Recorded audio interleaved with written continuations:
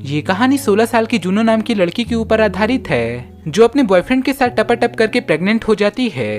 पहले तो इन सारी चीजों के बारे में उसे पता नहीं होता, लेकिन जब उसे इस चीज के बारे में पता चलता है तो उसके लाइफ में आगे क्या क्या होता है वो आज की इस वीडियो में हम देखने वाले हैं। मैं आज जिस मूवी को एक्सप्लेन करने वाला हूँ उसका नाम है जूनो, जिसे 2007 में रिलीज किया गया था। मूवी के स्टार्टिंग सीन में हम एक कपल को टपाटप करते हुए देखते हैं। तभी यहाँ से सीन स्विच होता है और हम जूनो नाम की एक लड़की को देखते हैं और जूनो का उम्र अभी 16 साल ही था और जूनो ने पिछले रात अपने बॉयफ्रेंड के साथ पलंग तोड़ किया था और ये कार्यक्रम करने के बाद उसे ऐसा फील होता है जैसे मानो कि वो प्रेग्नेंट हो गई हो।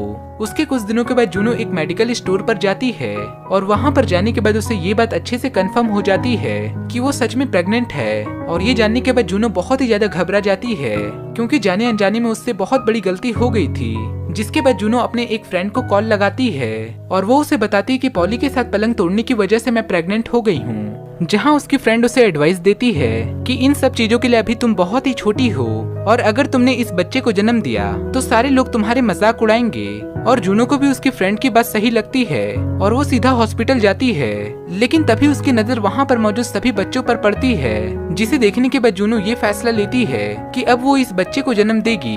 जिसके बाद इस बात को भी वो अपने फ्रेंड को बताती है, लेकिन उसकी फ्रेंड उसे ऐसा करने से साफ साफ मना कर देती है और वो जूनो को एडवाइस देती है कि तुम्हें अपनी फैमिली से इस बारे में बात करना चाहिए। जिसके बाद ये दोनों मिलकर जूनो के पेरेंट्स के पास जाते हैं और ये लोग घर पहुंचने के बाद अपने पेरेंट्स को सब कुछ सच सच बता देते हैं। जिसके बाद उसके पिताजी बोलते हैं कि कौन है ये कालिया जिसने मेरी बेटी का पेट भटूरा बना दिया।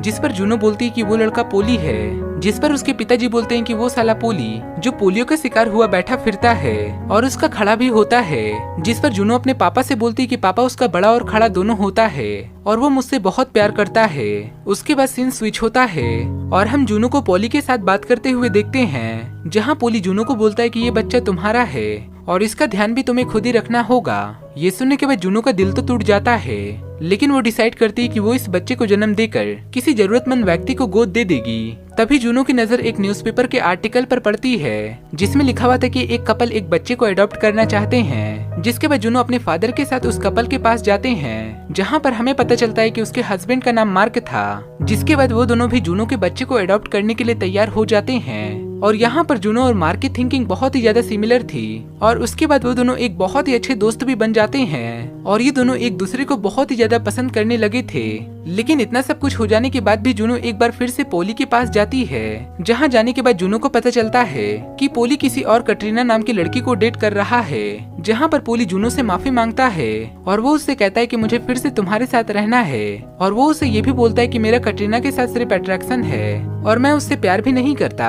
लेकिन ये सुनने के बाद जूनो पोली को माफ कर देती है और वहीं पर वो दोनों वही वाला कार्यक्रम शुरू कर देते हैं। अगली सीन में हम जूनो को मार्क से बात करते हुए देखते हैं, जहाँ पर वो दोनों मिलकर आपस में खाना पीना कर रहे थे और सिचुएशन अच्छी होने की वजह से वो दोनों वहीं पर कुत्ता डांस कर रहे थे।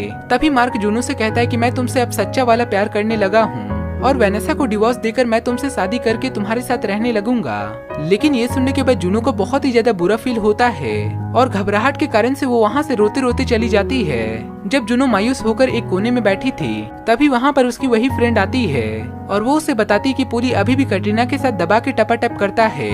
और ये सुनने के बाद जूनो और ज्यादा परेशान होकर अपने पापा के पास चली जाती है और वो अपने पापा के साथ बैठकर अपने सारे प्रॉब्लम के बारे में बता देती है। जिसे सुनने के बाद जूनो के पापा उसे तसल्ली देते हैं कि तुम्हें भी एक दिन तुम्हारे सपनों का राजकुमार जरूर मिलेगा।